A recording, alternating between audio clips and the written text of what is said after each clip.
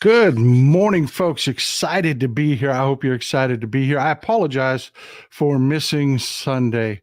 Saturday, I got to go hang out with Hal Sparks. He had a concert here in Texas with his Van Halen cover band, Nerd Halen. Had no idea. I am telling you, I had no idea. I mean, I knew the guy could sing, but wow. I mean, wow. If you ever get a chance to see him perform, go. Mrs.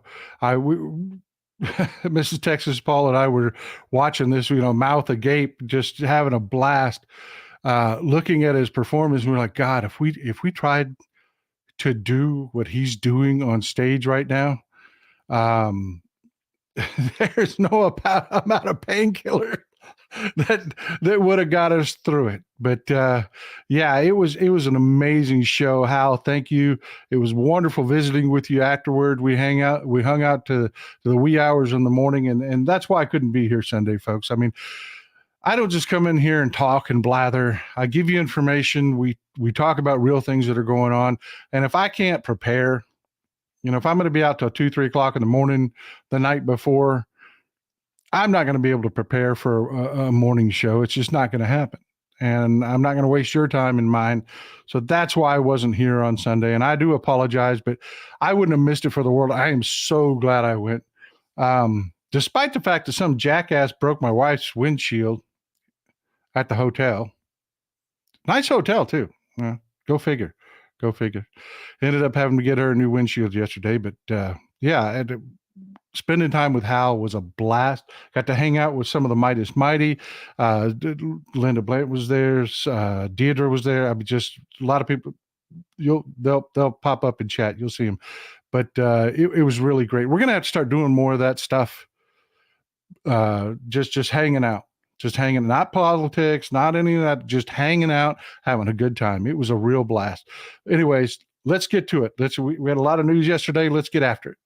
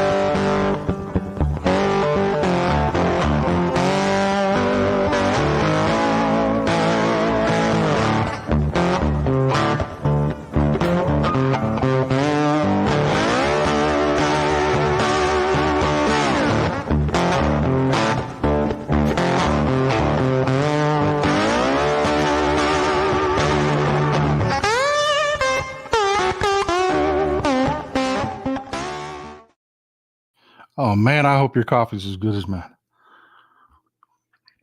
I really do. My daily is Dunkin'. I don't know what y'all drink on the daily, but my daily is I can't afford to be drinking the good stuff every day. So my daily is Dunkin'. But I swear to God, I don't know what I would do in the morning without coffee. I don't. If they ever tell me I can't drink caffeine, you'll know. So I don't know if you heard it, but yesterday it was Super Tuesday and Joe Biden lost. Yeah, Joe Biden lost. Never saw it coming, man. It was just a disaster. He lost to this guy. It's the most consequential loss for a Democratic candidate ever. Lost to Jason Palmer. I don't know if y'all heard this or not, but yeah, this guy right here, man. He's the new most consequential person in the Democratic Party since the last guy you never heard of. And if you don't know what I'm talking about, I'm making fun of the press again. I am making fun of the press again. Oh, Jason Palmer had a good night. He didn't know he had a good night because he won the Democratic primary in American Samoa. But he didn't even know it because he wasn't in American Samoa when he won it. He was in D.C. at a teachers conference. And somebody had to call him and tell him that he won. But I'm not kidding. I'm not kidding. He won American Samoa. And as you know, American Samoa is it's like Puerto Rico and Guam and the Marshall Islands and Palau and they participate in the party processes, but they can't vote. They don't have electoral votes, which to me, I'm going to tell you, just take a side, hard left turn. That's bullshit. These are American citizens. The way we treat these commonwealths and is crap. If you live in the American Virgin Islands, you are an American citizen, and your vote should count. Back to what we were talking about. I have one of our longtime audience members, Heidi, lives in Puerto Rico. She does not get to vote. That's crap. That is crap. If you're an American citizen, you should be able to vote, period. But Jason Palmer, he did. He won in American Samoa yesterday. As you can see, he just did by 12 points too. I mean, he really just cleaned house, and I know you don't understand how consequential this is, but let me just assure you that to the corporate news media, it is the most important thing happening on the planet right now. AP News, The Wire Service, BBC, Fox News, NBC News, Wall Street Journal, BBC again, Yahoo. Let's see, American Samoa, Forbes, ABC, Washington Post, The Hill, Independent, shock American Samoa results spoils Joe Biden's Super Tuesday clean sweep. Except it didn't. It didn't. Folks, this is what Samoa does. The Democratic Party in Samoa, this is what they do. All those headlines that you just saw, all those, oh my God, this guy's consequential. He's important. This is American Samoa in the 2020 primary.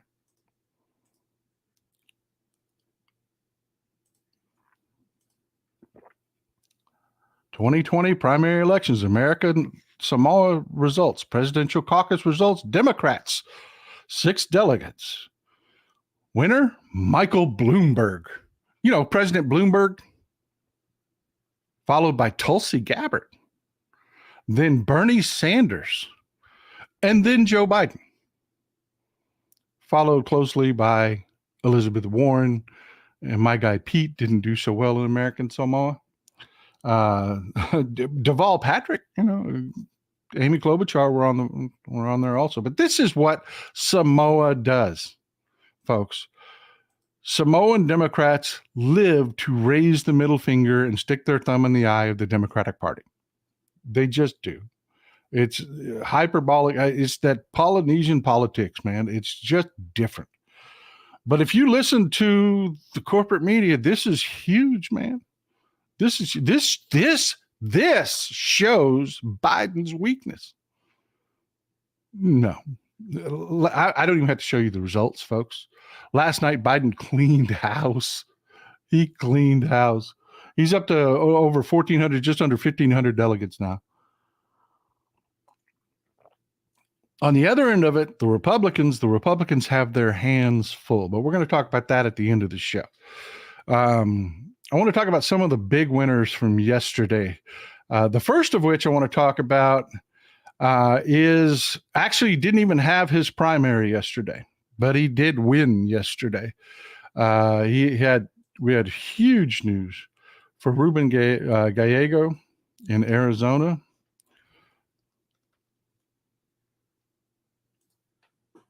Arizona holds their primary in July. I want to say the end of July. I will double check that. I don't want to give you bad information. This is Ruben Gallego. He's going to be your next senator from Arizona. He is leading the pack, the Democratic pack. and he was running against Kirsten Sinema. Sinema last night announced she ain't running. She's out. She was running as a spoiler, but that money dried up because the polls showed that Rubin was kicking the living crap out of who the Republican candidate is going to be. The Republicans have a candidate it's already decided also. She has all of the support needed to actually secure the nomination for the Republican Party. I hope you didn't have breakfast, but Gallegos' opponent is going to be Carrie Fake, aka Leatherface.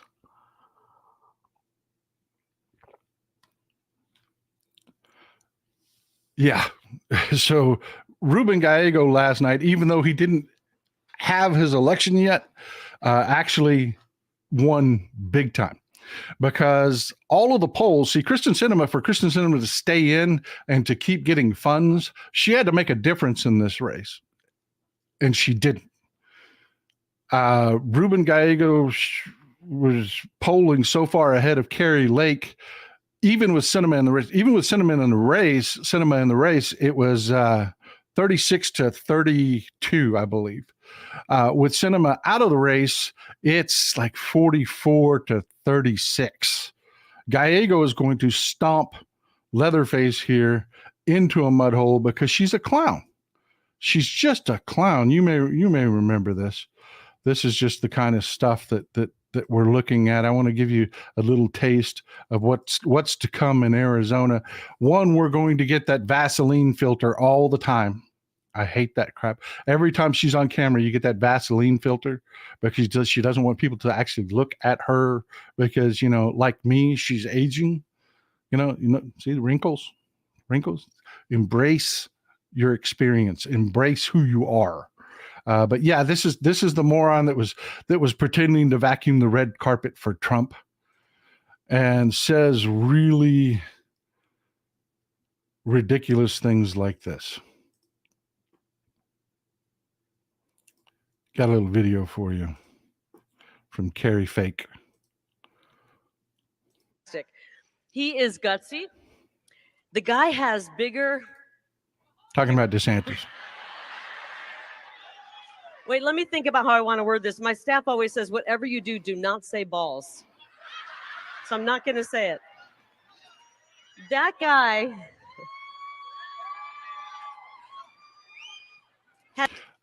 Let me stop it right there for just a second.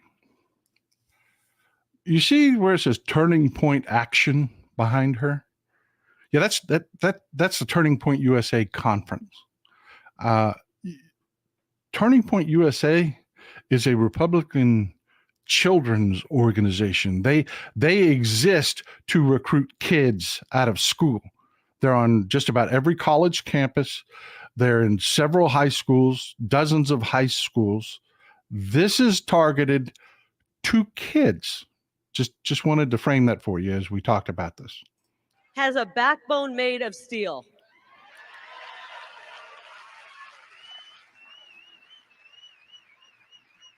I'll tell you what he's got. I don't know if you heard of this, but he's got BDE. Anybody know what that means? Ask. Anybody in the chat know what BDE means?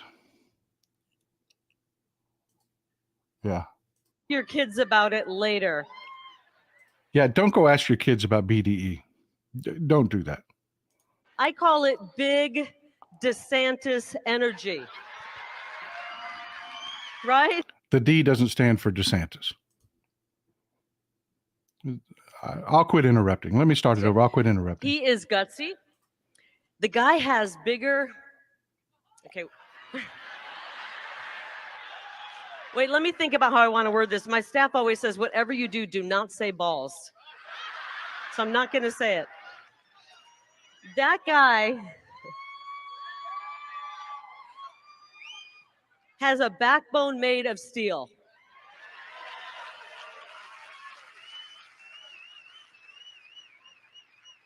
I'll tell you what he's got. I don't know if you heard of this, but he's got BDE. Anybody know what that means? Again, children. Ask your kids about it later. I call it Big DeSantis energy. Right? He's got the same kind of BDE that President Trump has. And frankly, he has the same kind of BDE that we want all of our elected leaders to have. Okay, enough of that. Enough of that. That's just like the video I did. I did a take for Midas Touch about Farty Marge, the elevator flatulator, speaking to the young Republicans in New York, talking about dildos. Yeah, Ruben Gallegos has this. He's a serious candidate. He's a serious man. He's a congressman. He has this locked. He has this locked. This clown show is not going to fly. He was one of the big winners yesterday. But by far, one of the biggest winners was my man,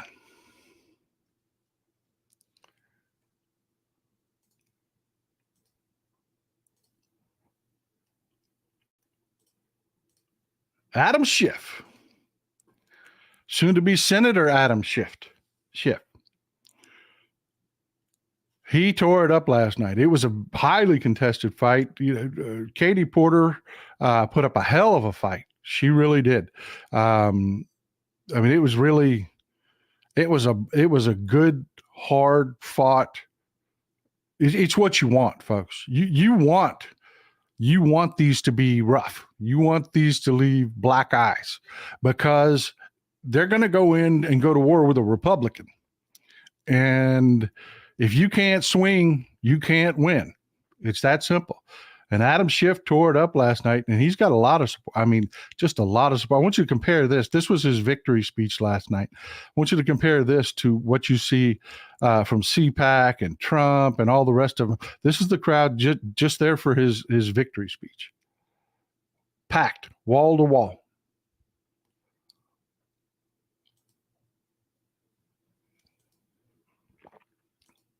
But I will tell you, as much as I love Katie Porter, folks, I founded the Ride or Die Democrats. I did. A couple of years ago on TikTok. We started on TikTok. Let me see my Ride or Die Democrats. Let's see the hearts and skulls. You know the rules, folks. You fight your ass off in the primaries. You fight for what you believe in. Bare knuckles, baby. That's what we want. But what do we do when the primary is over? What do we do when the primary is over? We come together. We come together and we support our candidate. That's what we do. And I got to tell you, I'm a little miffed. As much as I love Katie Porter, this is not what we do.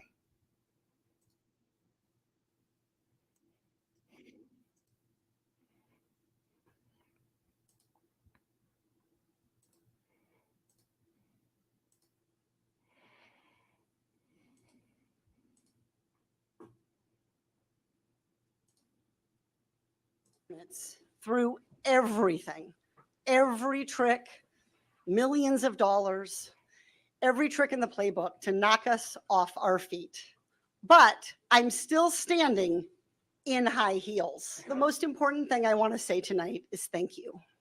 Because of you, we had the establishment running scared, withstanding 3-1 in TV spending and an onslaught of billionaires who spent millions peddling lies, and our opponent spending more to boost the Republican than promoting his own campaign. I want to thank each and every one of you, really, each and every one of you, for the support that you have shown me in this campaign and over the years. Okay. That was a bridge too far, Katie. I love you. I will support you in the future, but do not do that again. You and Adam Schiff had a brawl. You did. I stayed the hell out of it. I did. I spoke highly of you. I didn't speak of Adam Schiff at all. But I will tell you, when it's over, it's over. And you don't whine about how you lost. You don't do that. We're Democrats. This is what we do. We're Democrats. This is what we do. We pull together after the primaries and we show up and we vote. We don't sour grapes it. We're not Republicans. It wasn't rigged. You're just a loser. And Katie, God bless you. I'm looking forward to your future. I'd like to see you as governor of California to myself. I've said that over and over again. I think you are a wonderful asset and a great part of the Democratic Party, but don't ever do that again. Don't ever compare Adam Schiff to Steve Garvey, because they are not the same. They are not the same. And speaking of Steve Garvey, this is Adam Schiff's Republican opponent.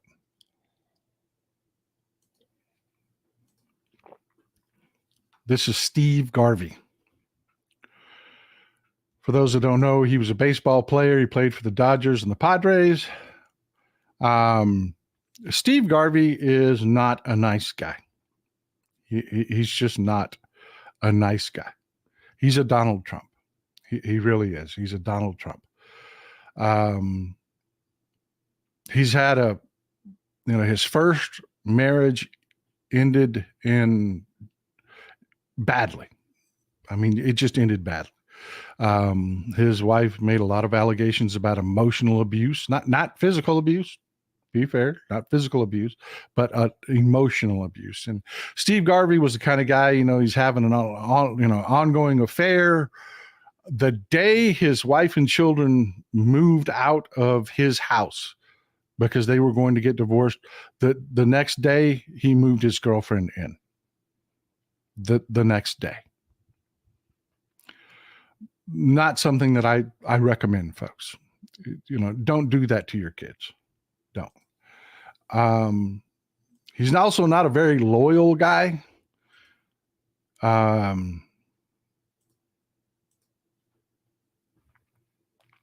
He was fired from the Dodgers.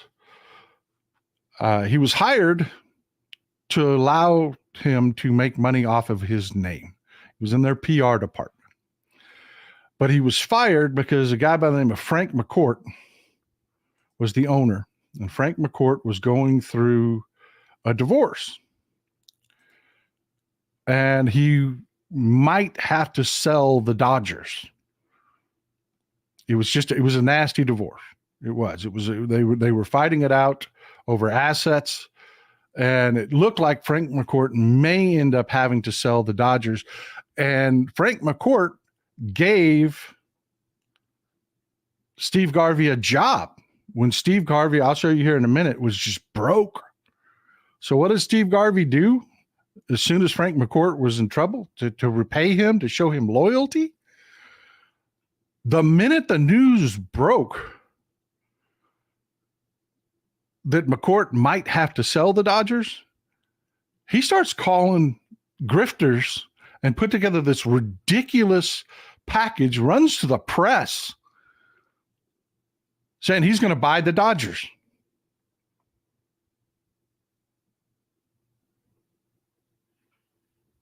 So the Dodgers ended up, you're fired. Get out. You're fired. They gave the guy a job when he was just a financial mess. He's another Trump, folks. He's another Trump. This was back when this happened. He has a big mansion outside Park City, Utah. But he had to be sued by his gardener because he didn't pay his gardener. He had to be sued by a caterer, took $14,000 worth of artwork out of his house because he didn't pay his bill. His lights have been turned off multiple times at his house. They bounce checks at the grocery store. He just doesn't pay people that work, even his church, folks. Even it was reported that even his church, they went to a silent auction at his church and bought $2,700 worth of stuff and didn't pay for it. It took the church a year to get that money. He's a Trump. He is. He's a Trump. He really is. And yeah, Frank McCourt ended up going on and selling the Dodgers for $2 billion to a real investment group, the Guggenheim Baseball Management Company, which was a subsidiary of Guggenheim Investments. They had about $330 billion in assets. It was, a real company through a real sale. But, you got Steve Garvey running to the press talking about how he's going to buy the Dodgers when it was just a freaking joke. Just a joke. But that's who Adam Schiff is running against. And we're just getting warmed up on him. Just getting started. Just getting started. Yesterday, we had another huge winner. Colin Allred. We're going to have a little work to do here in the state of Texas. Colin Allred won decisively. He did. He won decisively. But here in the state of Texas, his opponent, by the name of Roland Gutierrez, did really well down in the valley, did really well down south, and did really well with Hispanic voters. So, yeah, we've got a little work to do. We do. Colin Allred, he is a serious candidate. He is a congressman. He is going to be our next senator in Texas. His opponent is Cancun Cruz.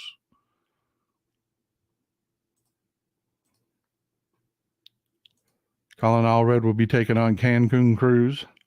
But yeah, Allred is a great candidate, great speaker, good-looking guy. He knows what he's doing. He is a congressman. He has been through this before. He is ready. He knows how to fight. He knows what he's doing. He's going to be our next senator, folks. He's going to be our next senator. And I, for one, am extremely excited between Adam Schiff and locking down the California seat and Allred picking up another seat here in the state of Texas. It is looking really, really good for us, folks. I mean, Super Tuesday was just fantastic, despite the fact that the corporate media is telling you that Joe Biden lost,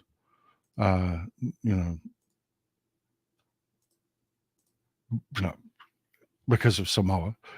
They don't. I just can't, folks. I just can't. The corporate media talks about Steve Garvey. Steve Garvey's not in the Hall of Fame. He won 4 Golden Gloves. 4. But he's not in the Hall of Fame because he can't make one of these work. But you hear him talk about him like he's the greatest ball player that ever existed. The guy, the most he ever got was 42% in a vote for the Hall of Fame because he is so bad with a bat. Almost 20 years in the league, and he couldn't break the 500 home run threshold, which is the minimum for the Hall of Fame. But, corporate press talks about Garvey like he's, most impressive thing in the frickin' world. Greatest ball player ever, but it's just a damn joke. It is just a damn joke. So yeah, things are looking good. We're going to pick up a seat in Arizona. Ruben Gallego is looking really good in Arizona. We're going to pick up a seat in Texas. And we're going to hold a seat in California. We're looking at a possibility of picking up anywhere from 3 to 5 seats in the Senate. And that flies in the face of everything, the corporate media is telling you. But let me tell you, that's not what the Republicans are saying to each other. That's not what, I've talked to you about Frank Luntz before. He is one hell of a good Republican strategist. I don't like what Frank Luntz does, but I respect my enemy.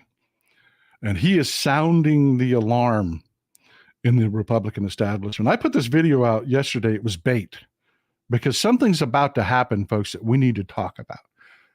Let me just play this for you real quick. I put this out.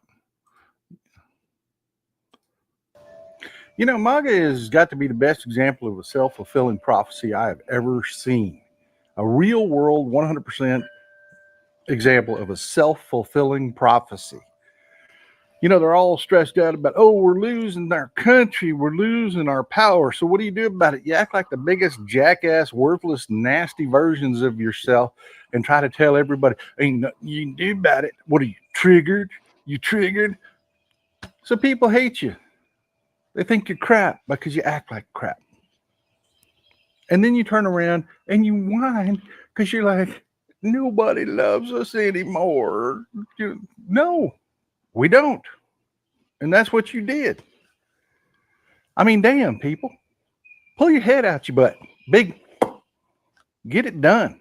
You know, I mean, MAGA's got to be the stupidest experiment this country's ever been through.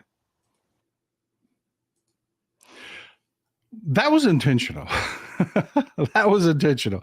And they fell for it. They are trying desperately hard. They can't get it done. They have been trying for a day and a half to ratio me, and they can't get it done. I still have more likes than I do comments, but this is just flooded with MAGA. And the comments are horrible. They're exactly what I expected them to be.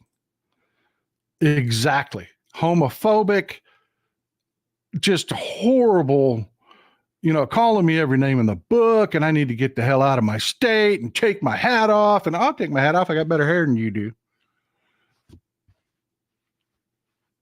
It's everything that you would expect out of MAGA.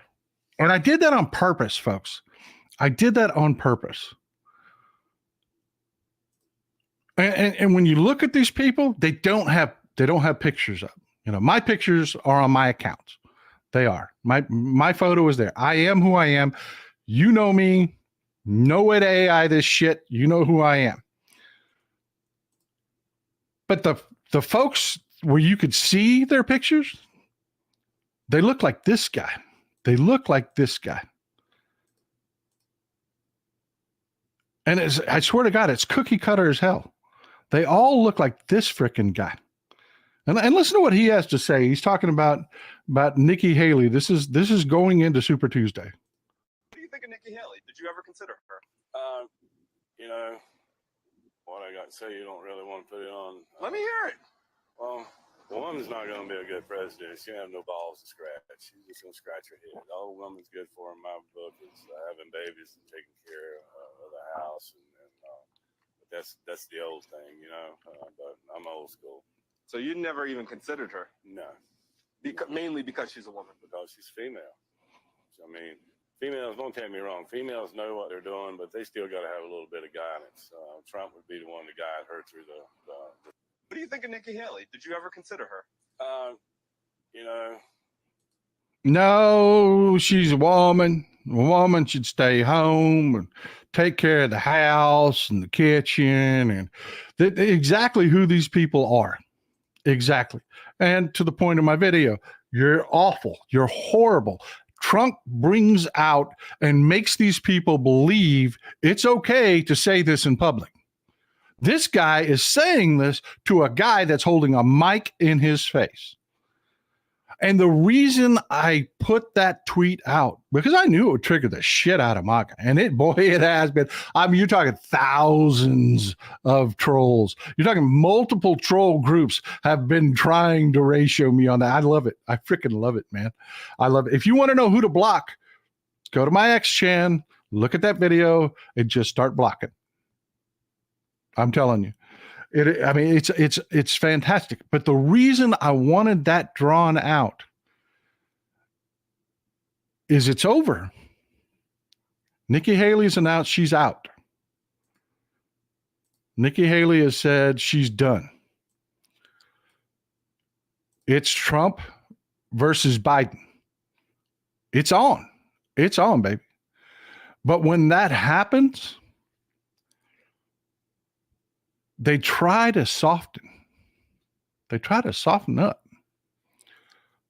See, Frank Luntz is sounding the alarm in the Republican Party right now. He's screaming to anybody that will hear, Trump turns people off. See, Biden crushed it. He crushed it yesterday. Trump, not so much. Not so much. Nikki Haley pulled 20, 30% just about everywhere she went. And this is what Nikki Haley voters have to say. And this is what has Republicans in a sheer panic. Just short little 3-second clip here. I would vote for Joe Biden over Donald Trump in a heartbeat. I would vote for Joe Biden over Donald Trump in a heartbeat. That is not a Democrat. That is a lifelong Republican and a Nikki Haley voter. That is a huge section of the Republican Party. Yeah, absolutely, Kelly. They caught the car again.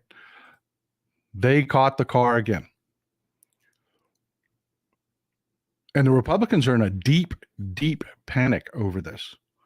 They are freaking the hell out.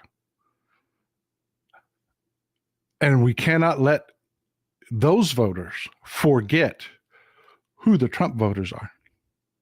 So I will continue to bait them. I will continue to get them to say the most god-awful, homophobic, horrible shit they think it's okay to say.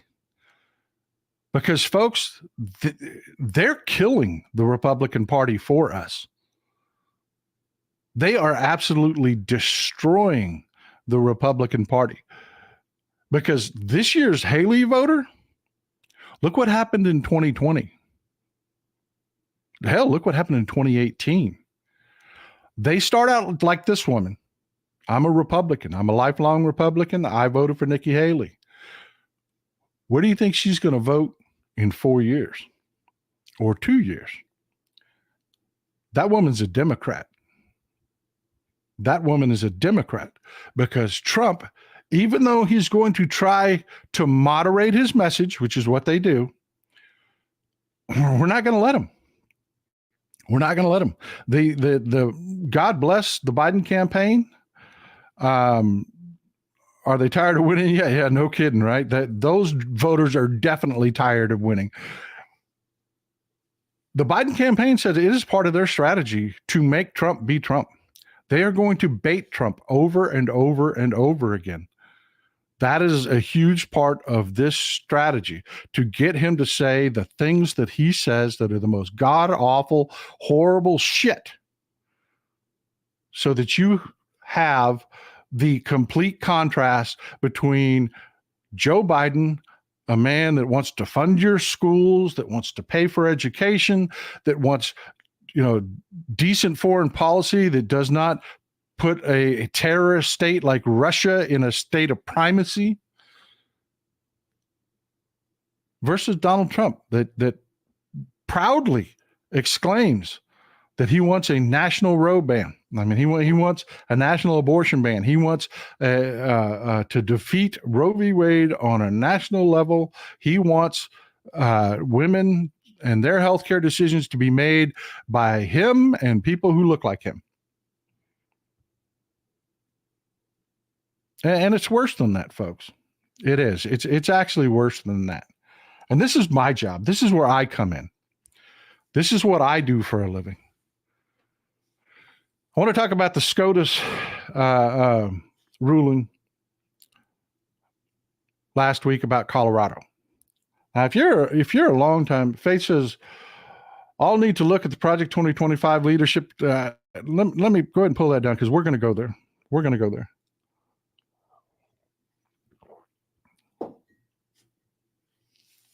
We're going to go there. This ruling out of the Supreme Court flies in the face of everything that conservatives on the court have done for the last 30 years.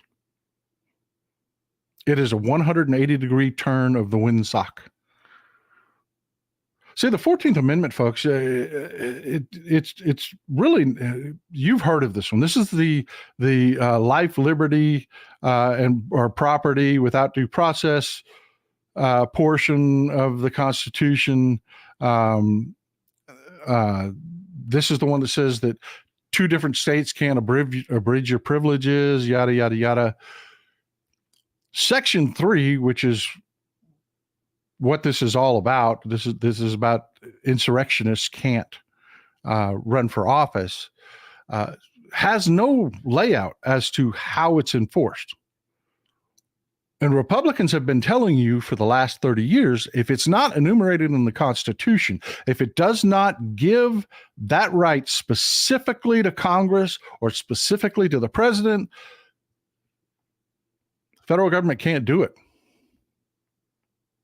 It can't do it. In fact, the 14th Amendment just talks about what states can do and cannot do the whole way through. Then in the third, it says nothing about Congress. It only mentions Congress in one fashion, in that Congress can overturn this through a majority vote. That's the only time it mentions it. So these Republicans on the Supreme Court flipped. And they said, no, this is the power of the federal government.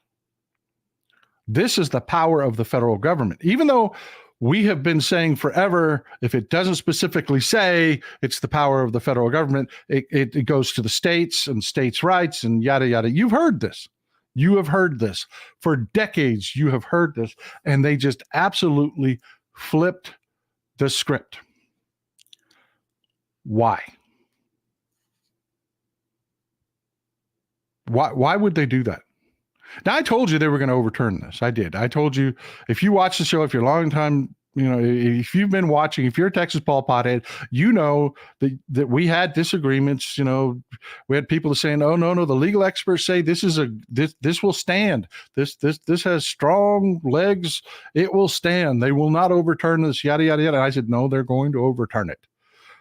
I thought that they were going to utilize as an excuse that it's not a running for the nomination of a party isn't a federal office, which isn't enumerated in the Constitution. And I thought they were going to use that out because it goes along with everything they've done for the last 30 or 40 years. But no, they flipped it on me. They 100% said the government can seize powers that the Constitution does not say they have. Why? Why did they do that? They didn't have to. There were a million other excuses they could use. Why did they do that? Well, it wasn't to help Trump. Well, I know a lot of people say, well, yeah, of course it was. Of course it was to help Trump. No, it really wasn't. It really wasn't to help Trump. Not in that way, because all of these states that were taking him off the ballot, he's going to lose. He's going to lose. There are no contested or red leaning or whatever states that were considering taking Trump off the ballot anywhere. This was Colorado. Trump's going to lose Colorado. This was Illinois. Trump's going to lose Illinois. So why? I mean, they didn't help Trump, really. In fact, they just contributed to his ass beating. I'll tell you why they did this. I will tell you why, and it scares the living shit out of me. It scares the living shit out of me. It really does. Because the Supreme Court has just said they're all in. They're all in. Project 2025 cannot function if the Supreme Court, if the federal government can't grab power, if it cannot seize power unto itself. This project, Project 2025, looks for people that do not have loyalty to the Constitution. It looks for people that will have fealty to Donald Trump, and it more importantly, has millions, hundreds of millions of dollars behind it to train people that they put into these jobs to destroy our institutions, to destroy the DOJ, to destroy Department of Homeland Security, it teaches them how. They literally have training programs how to destroy our government and create a government that has complete and utter fealty to Donald Trump. But that doesn't work if they can't seize power unto themselves. And the Supreme Court has just said, we don't care that we have been telling you about states' rights for the last 3 to 4 decades. We don't care. Actually, more like 5 or 6 decades. We don't care that every other ruling that we've ever issued on elections has deferred to the states. States run elections. I'm getting there. I'm getting there, Barbara. I'm getting there. States run elections, and they 100% flipped on that and said, no, the federal government has the power.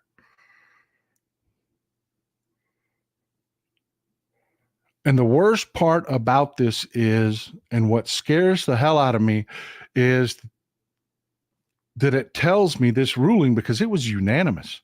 The liberals went along with it. And that tells me that the liberals in these institutions don't understand the danger, and they don't understand Republicans. At least they're not taking it seriously. See, the liberals went along with this because they've been arguing forever that there are cases, there are things within the Constitution that don't give, that the federal government does and regulates that isn't specifically enumerated in the Constitution, but the federal government can do it. We could tie it to different parts of the Constitution, even though it's not specifically said, yada, yada, yada. That argument, you've heard that argument over and over and over again from the liberals, and they think in their heads, you could just read it in what they write.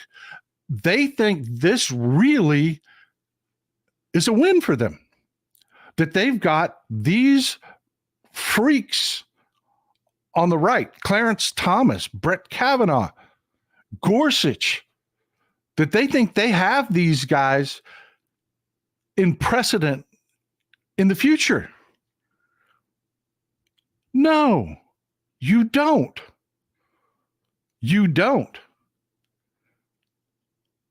They're not going, it will not matter that arguments come before them in the future that say, hey, the federal government has the right to do this, even though it's not enumerated in the Constitution. They do have the right to do this. And they're still going to sit there and say, no, you don't. No, you don't. No, you don't. Because Republicans, they have no fealty to the Constitution. They have no loyalty to the law or to America. These conservative justices and Chief Justice are all loyal to the Republican Party. And our liberal justices don't get the war. They don't get it. And that scares the shit out of me. You know, folks, we have to get a little bit dirty. It's like Katie Porter complaining about how Adam Schiff fought to win. No, get off the damn high road. Stop polishing up your principles. Stop looking for a good guy in every scenario so that you look good and feel good about yourself, and start fighting. That's where we need to be. And we don't have to sacrifice who we are in our core. We can still be the good guys. We can still do good things for people. That's what we exist to do. Do right by the American people. But this is politics. And politics is war. And sometimes you got to play dirty. Even if it means judoing your opposition, even if it means doing what the Republicans just did, which is 100% flip on everything they've ever said over the last half century.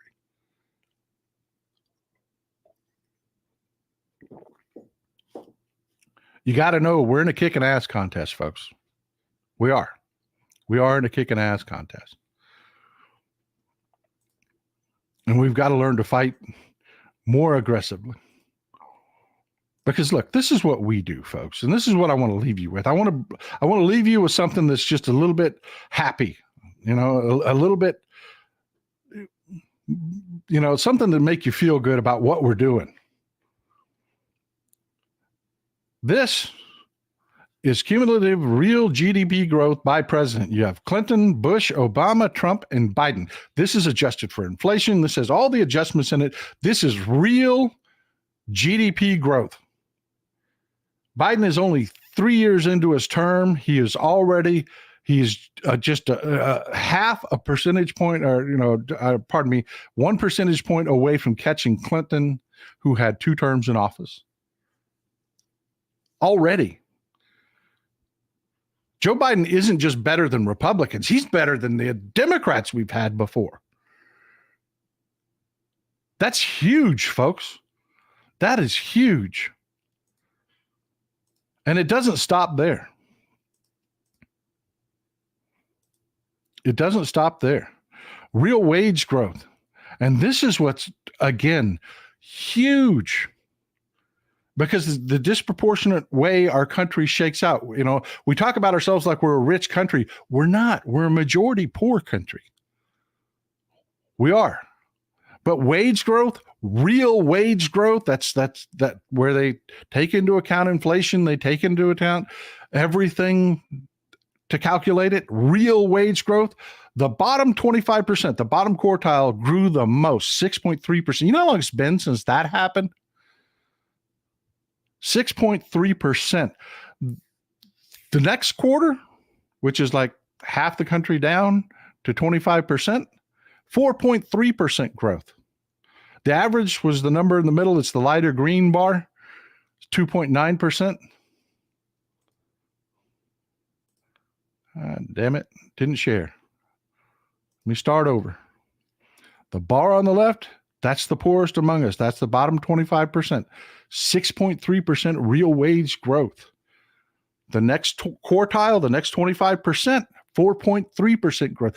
The most wage growth isn't with the richest among us, which you see on the far right. That's a good thing, man. That is Biden taking care of the country, the most of us. That is a good thing.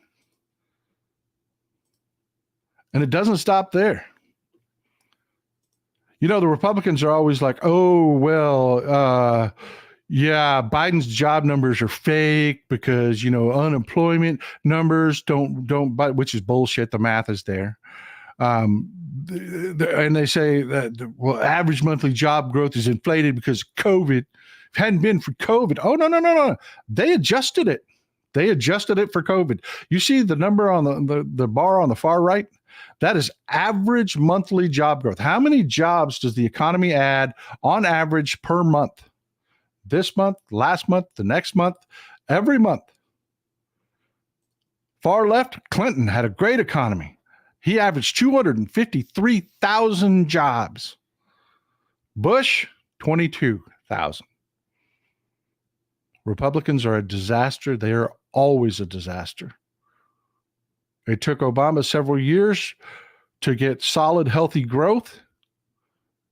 You remember 2008, folks. You remember the Republicans saying, let car companies die.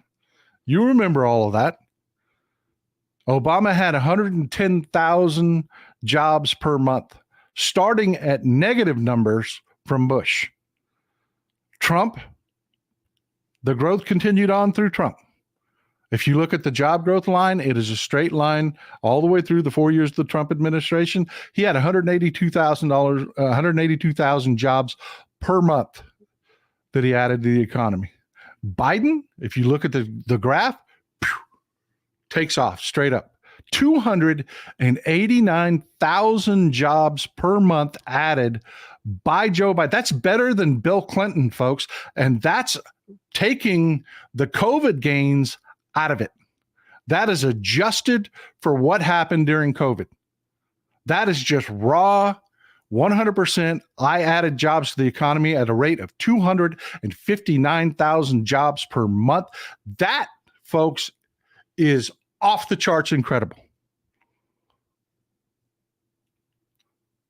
Because if you add in the graph is actually not proportionate, because the number up here, the real jobs, see, we punish Obama here. We don't give him credit for cleaning up Bush's mess. We just say, oh, he only had 110. You know, we're Democrats. We don't get the credit Republicans get. The real number, if you count what really happened, is 410,000 jobs per month.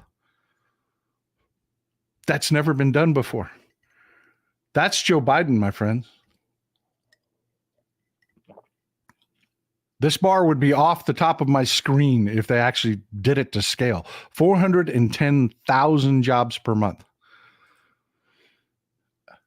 And if you go back and read those comments left by MAGA, America's a hellhole. We're just destroyed. We're just destroyed because the border.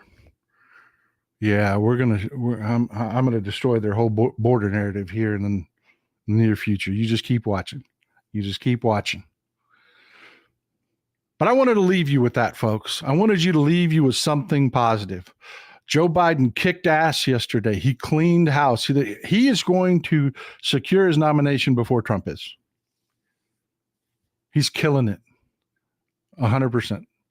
Despite the stupid narrative from the corporate media trying to tell you this person or that person, or, oh my God. Remember, it was Dean Dumbass was the important guy. Now it's Jason Palmer, who didn't even know that he won Samoa because he wasn't in Samoa. He was in D.C.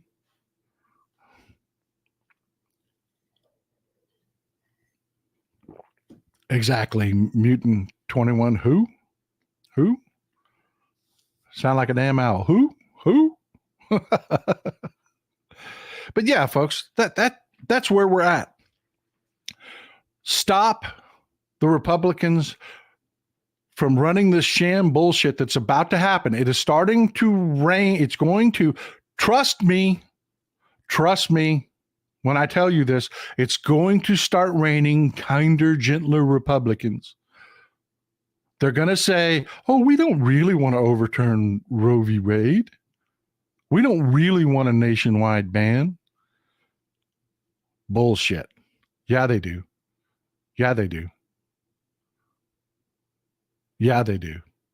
We don't really want to take away your Social Security and Medicare and all of that. We don't really want that. Yeah, they do. We don't really want fascism and dictatorship. They're just their Democrats are so stupid. They just, that whole Project 20, and I guarantee you that Project 2025 website will come down in the near future. Go read it now. Read their own words out of their own mouth. Project 2025, it is going to come down. Because I promise you, their best strategists are screaming their heads off. We can't win. You're destroying us. People don't like your vulgarness, your foulness. People don't like the way you talk about people. People don't want a dictator. And they'll try to hide it. That's what's coming, folks. That's what's coming. Pay attention. We got a few minutes left. We're right in at right about an hour. Any questions that you have, any comments you have? I had one person that asked a really great question. I'll go back to it. It's about a story that Hal was talking about, was asking about Glitch McConnell's sister-in-law. I have been mum on that. I've been paying attention and reading about the investigation because it sounds dirty as shit to me.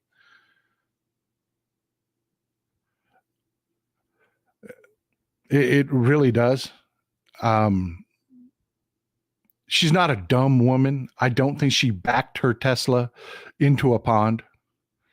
There's something wrong there. I agree. And that's why I'm going to give you a little PSA right here. You need to keep something you can break a window with in your car. I know it flies in the face of what the National Transportation Safety Administration tells you about not having heavy, hard items in your car in case you're in a rollover accident. Those things become projectiles. I understand that. You need something that can break a window in your car. The chances of you going underwater are slim to none. But if you do, the first thing that happens is your electrical system shorts out. Your windows stop working. You cannot roll your window down. And water pressure, even a few feet down, is huge. You will not be able to push the window out. And there's nothing to grab a hold on to pull it in. And people get stuck. That's how people die when they hit water, is they can't get out of the car. You can't force the car door open because the pressure isn't equalized. The pressure on the outside of the car is so much greater than the pressure inside the car. You can't open the doors. There you go. There you go. A lot of modern cars, the headrests are designed that you could turn around, hit the button. You could pull the headrest out, and there are 2 aluminum spikes on the bottom of that headrest. If you do not have that, if your car, you cannot remove your headrest to smash a window with, get you something in your car. Because something is not right about what happened with Glitch McConnell and his sister-in-law. That's hinky. There's too many. I don't believe in a lot of coincidences, folks. I just don't. One coincidence, I'm going to watch that. 3 coincidences, 4 coincidences all at one time. No. A spouse happens to die when there's a divorce going on, right before divorce. You know, they've been telling everybody they're going to get a divorce or something like that. And then a spouse dies. Yeah, no, that doesn't happen. You know, statistically, that doesn't happen. Metagetta, work on that. Work on figuring out how to do that. It'll save your life. And trust me, you will have a lot of a frickin' adrenaline when you need to yank that headrest out. You will. But yeah, as far as talking about that specifically, I'm going to wait. I want more information from the investigation before I talk about it. I like to give you information. I like to give you background information. You know, like we were talking about Steve Garvey and him not paying his bills and being emotionally abusive to his first wife and being so callous as to move his girlfriend into his house the day after she moves out with the kids. You know, imagine the kids, how they felt about that. You know, just, it's crazy. It's crazy. So yeah, that's my answer. Yes, we'll talk about it, but we'll talk about it as things break in the future.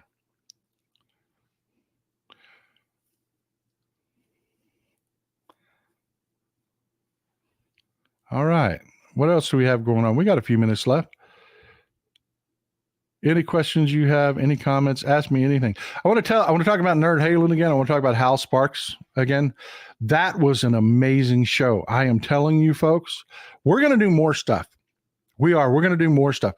It's not, I had a really nice guy. I made a friend. He's a singer for another Van Halen cover band, guy by the name of Jet. Super nice guy. Wanted to talk politics. If we have a meetup, that ain't what we're doing. We're drinking.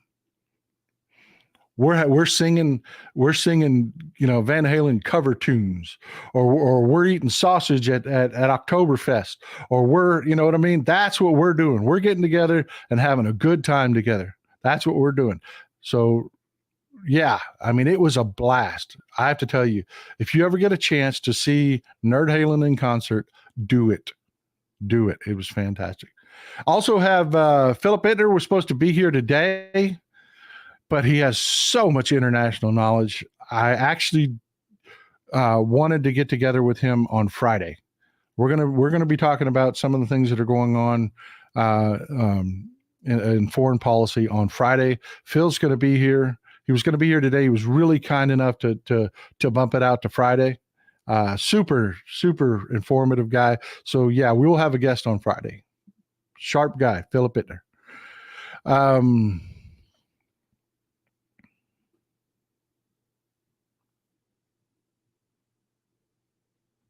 Thank you. I appreciate that.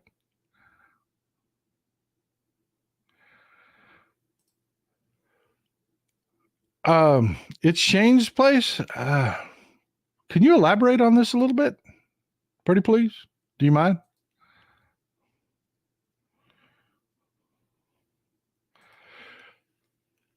Big news there. I actually one of the, I'll put together 5 or 6 things that I want to talk about, and then I'll winnow away a couple of them because we're limited on time. This was actually one of them that I scratched off. Thank you for asking about it, Susan Thompson.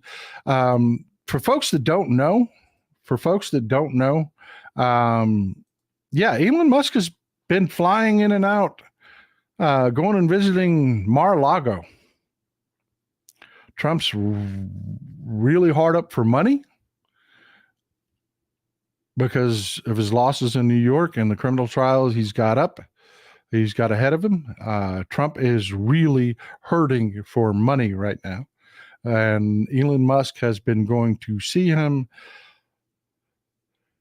That also sends alarm bells off for me because Elon Musk has close ties to Russia.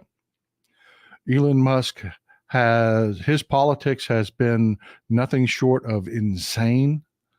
Just insane over the last, it's like this guy is trying to pour gasoline all over Tesla and light it on fire. It's just been insane. But yeah, he's got a social media platform that he doesn't need foreign intervention to inject misinformation and whatnot, into the political sphere. He just doesn't. He's got it right there. And he's got control over people like me and my account. He can limit who sees my information. There's an algorithm, folks, on every social media platform. I don't care if it's TikTok, Instagram, Twitter. It doesn't matter. They're not going to allow me or you to become the face of their product. So you'll see posts that go viral. No, they've attached sandbags to that post. That's just what they do.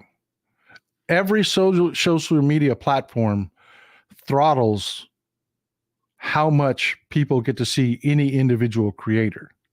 So no any individual creator gets to be the face of their platform. That's just how the algorithms work. I believe, it is my opinion, that Elon Musk has no character and will absolutely throttle people like me. I've already seen it happen with posts. If you mention Elon Musk in one of your posts, that one I shared with you today has 4,000 likes and 260,000 views.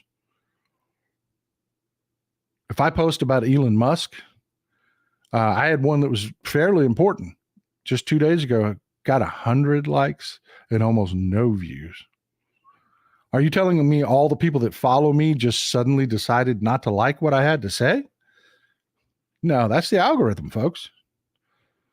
And Elon Musk has his hands on the knobs. He can turn up the right-wing bullshit. He can turn up the Russian bullshit. And he can absolutely refuse to allow our messages to get out. Because how many of you also follow me on XChan and have sent me, because I get this tweet all the time, I can't get you on my feed. I have to come to your feed to see your information because it will not come to my feed. I've followed you forever. I like your content, but it will not come to my feed. That's the algorithm. Tamping things down. Good question, by the way. Good question. So yeah, that's going to be dangerous, folks. Elon Musk he's really gone off the deep. He put a post out the other day that said, "Put on my tombstone that I never had therapy." Because people keep telling him, dude, the drugs, the shit you say, you're destroying yourself and your companies, get some freaking help. He's like, no, I will never have therapy. Shit, folks. It is part of a package for the majority of CEOs in this country. They get a therapist. It's just part of the package. Somebody to download their shit on. Every corporation does that for executives. But Elon Musk is like, no, I will not do it. I will not get help.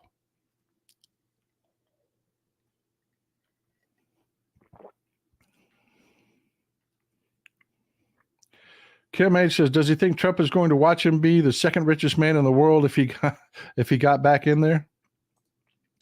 You know, I don't know what Trump. I don't know how much he's going to kiss Elon Musk's ass, but I think it's going to be a lot because Putin loves Musk. Putin absolutely loves Musk. And Musk cannot say enough good things about Russia. He just can't. He loves his cheap rocket motors.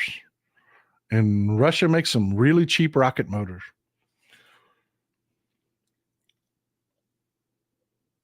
Man, I hope your coffee's as good as I really do. Everybody should have good coffee.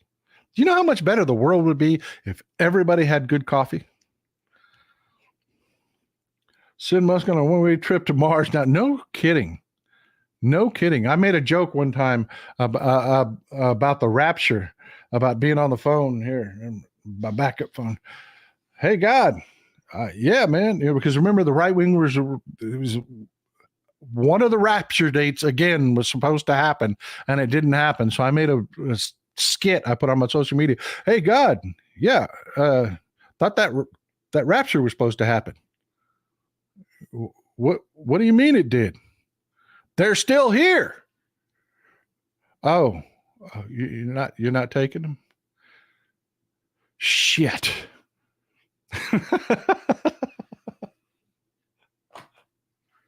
Oh my God. Yeah, let me ask you something, folks. Would you buy a Tesla? If you got it at a discount, would you buy a Tesla?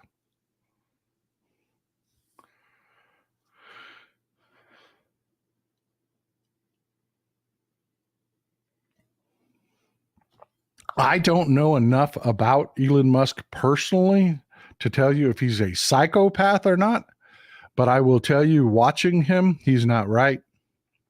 He is not right. Let me show you something. Tesla stock. All right, folks, this is Tesla stock. Tesla, who supports electric vehicles? This is Tesla stock. This is Tesla stock over the last 6 months.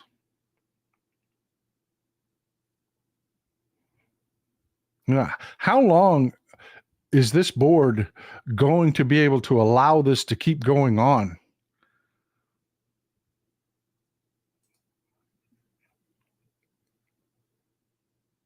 How long are they going to allow this to keep going on? It was over at 400 a share at one point. It's at 178 today. And I mean, let's talk about it.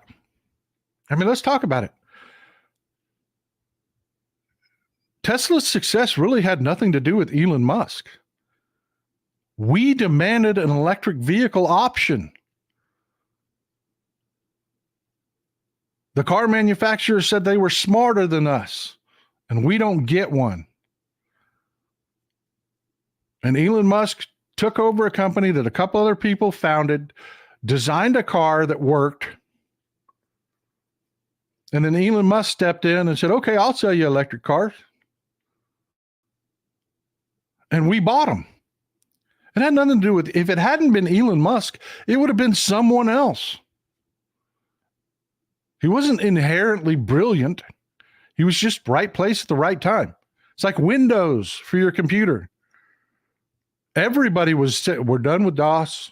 We're done with, scripting. We're done with all of that.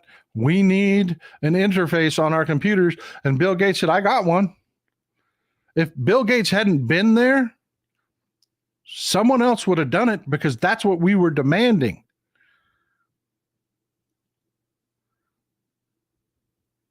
So he benefited from us wanting his product, that he happened to be the guy selling one at the time. And he spits in our eye. He spits in our faces. Because the right wing doesn't support electric vehicles. They lie all the time. Man, I cannot tell you how many times I've killed this talking point. Oh, this battery factory they're building is going to require a coal-fired power plant. How stupid is that? No, that's not how that works. There's an existing coal-fired power plant where this battery factory is being built. They're going to phase that coal-fired power plant out of existence. It's already scheduled to be phased out of existence. It will be replaced with both natural gas and renewables. There just happens to be a plant there now. But all over the right wing, man, that story is just everywhere. Can't have batteries. Then there's this other guy that's just all over this video that's all over the right wing where this guy's saying, this distribution company said they wanted 16 electric trucks in their distribution center. And they said, well, we're going to need X amount of electricity. And he never talks about the details.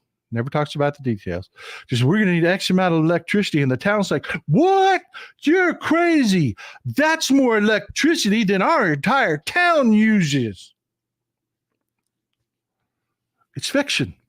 It's all fiction. 16 trucks, that's 32 motors. 32 electric motors do not use more electricity than an entire mid-sized town. They just don't. But right-wingers hate these. So they lie and they believe the lies and they spread the lies. And Elon Musk, who happens to own an electric vehicle company, sucks their balls and spits in our faces. That's why his stock is trash, because nobody wants his cars. There are options available. Me and Mrs. Texas Paul, we're seriously looking at that ID Buzz. Have y'all ever seen an ID Buzz? You own Volkswagen's new? This is cool as shit. I love this thing. I don't know that we're going to buy one of these, but we're looking at them. Let me show you. I think this is cool as shit, man. Let me see if I can find an image for you. I love old Volkswagens. I just love old Volkswagens. I do. And this is a retro Volkswagen bus. And I love old Volkswagens. I do. I haven't sold Mrs. Texas Paul on it, but that's the ID bus. It's the American version is a little longer wheelbase than that to hold more batteries because we need more range. That's the Euro version. But I think that's cool as shit. Honda just came out with their electric vehicle. It's partnered with GM. Honda just came out with their, you don't need a Tesla anymore. And here you've got Elon Musk spitting in our faces. Who the hell's going to go out and buy a Tesla? He can't sell them. He can't sell them in China. They're discounting the shit out of them in China. I love that thing. I don't know about you, and it comes in like orange. And the only one I don't like is it comes in piss yellow. Who the hell puts piss yellow? They call it mango something or other, but it's piss yellow. Who puts piss yellow on a car?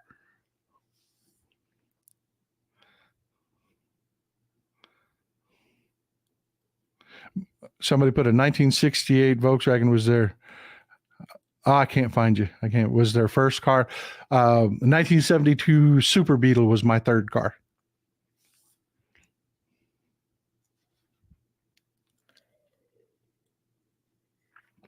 But yeah, that thing comes in really cool colors. The green is really cool. The blue is really cool. The orange is just out of this world, and my wife hates it. We're not buying an orange car. But yeah, we'll probably wait till the 2026 models come out, let them shake out some of the flaws, and we may buy one.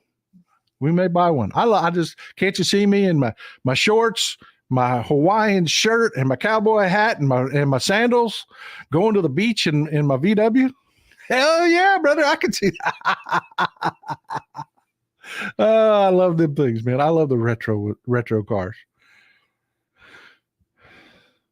But who the hell needs a Tesla anymore?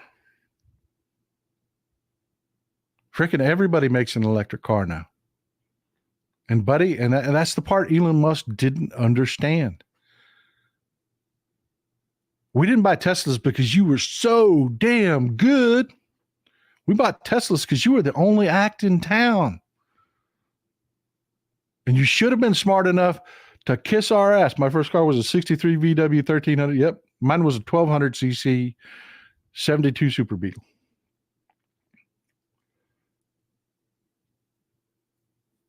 My third car. Yeah, there you go. The Mustang Mach-E. That thing's freaking cool, man.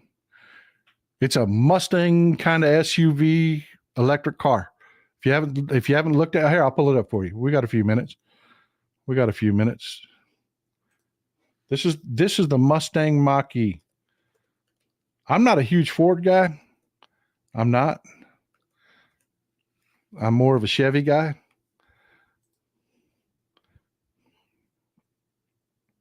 But this is the Mustang Mach-E. It's let me try to find it cool.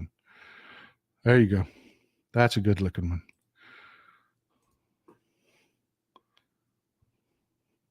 There's a bunch of different ones here. This is one I just happen to like, candy apple red.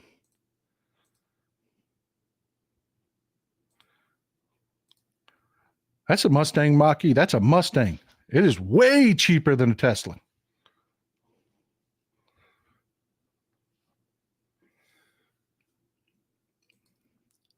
But yeah, man. I mean, think about it. Did the guy respect us? Did he respect his customers? And I hate it. I really hate this, folks. I really do. I don't want Tesla to fail. Tesla has a factory here in Texas, and there's a lot of really good people relying on those jobs, but it is going to fail. It is dying. Because I'll ask you again, which one of y'all would buy a Tesla? And which one of y'all would pay premium prices to own a Tesla? You know, Hyundai's making a really good looking EV.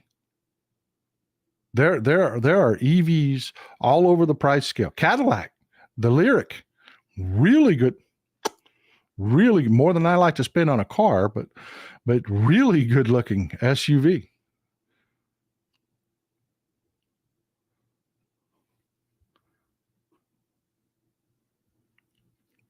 Mustang, not Mustang, Mustang. It is spelled Mustang, but it's Mustang.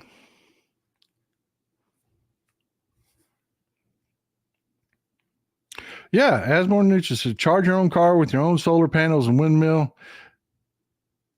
even if the winners causes cancer. I love you, folks. I love you, folks. I really do. But yeah, that's the future, man. And what is the right doing? They're trying to mock us because we want solar panels. They're trying to mock us for keeping the environment clean. It's stupidity. It's just stupidity, and it's not selling. People are done with it. People are done with these jackasses.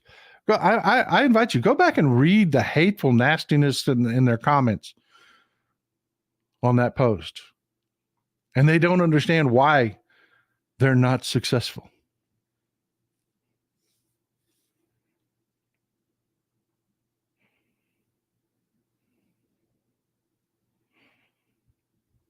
All right. Got about 5 minutes left. Let's do it. Since that is kind of course there. If you don't know, that's one of the things we're going to talk about in Friday's foreign policy show is there's a real disaster in Haiti right now. And I don't mean a natural disaster. I mean, that country is on the brink. It is on the brink. It has been for a long time. And I have to tell you, folks, that is our fault. It is our fault. We have not been good neighbors to Haiti. We just haven't. And we're really going to have to act to stabilize that because it's horrific what's going on in that country. It is horrific.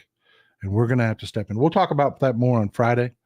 But yeah, that is a real crisis. And no, you don't want Donald Trump as president to deal with situations like that. Folks, 22 million people are about to run out of water in Mexico City. 22 million people are about to run out of water in Mexico City. You think that's going to drive immigration? That's just a reality.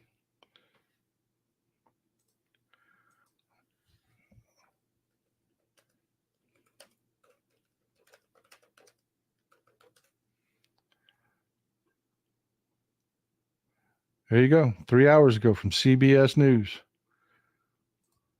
Not joking, folks.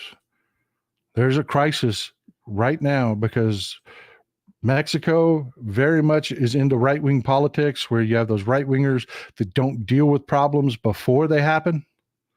They deal with things after they happen. They're reactionary like right-wingers are here. So yeah, Mexico City, a city of 22 million people, one of the largest cities on earth, is about to run out of water. Folks, let me tell you something. Running out of food can be fixed. You can ship food. You cannot ship enough water to take care of 22 million people. Those people are going to ship themselves. You think we have an immigration problem now? Wait till you see what happens if Mexico City completely runs out of water. And that's really happening, folks. And yes, the Biden administration is working on that. Are they talking to you and me about it? No, they're not. But they're down there working, trying to alleviate this situation. Do you think Republicans, do you think Greg Abbott, do you think any Republican, do you think Donald Trump even knows what I know? Do you think he even knows that Mexico City is about to run out of water? We're talking, they don't think they're going to make it through this summer. They don't think they will make it through this summer. Do you think Donald Trump has a plan for that? Or even could if it happened? No. Vote blue because we put people in jobs because they have skills. We put people in jobs because they know what they're doing. We put people in jobs because they take government seriously and know that the government has to deal with serious situations. So yeah, a couple things that are going to come up on our radar over the next 6 months are, A, we're going to see a market correction on real estate. Home values will come down drastically and quickly. They will. We're going to see, let me say that again. We're going to see a market correction on real estate. Going to happen. And believe me, the Republicans are going to blame Joe Biden for it. When Joe Biden, I promise you, Joe Biden is working to have a plan in place to keep that from rippling out throughout the entire economy and world and destroying our world economies. Janet Yellen knows that this correction is going to happen. Mexico City is about to run out of water. That is one of the largest cities in the world. 22 million people are about to run out of water, folks. That is looking like it is really going to happen by this summer. You've got a crisis in Haiti breaking down right now. You have roving armed gangs warring with the government, fighting the police and soldiers. It is a mess. There are real things going on in this country that need real serious people. Look at what's going on in the Middle East. Hamas today said, well, we'll come back to the negotiating table because it didn't work out so well when they said no deal and walked off.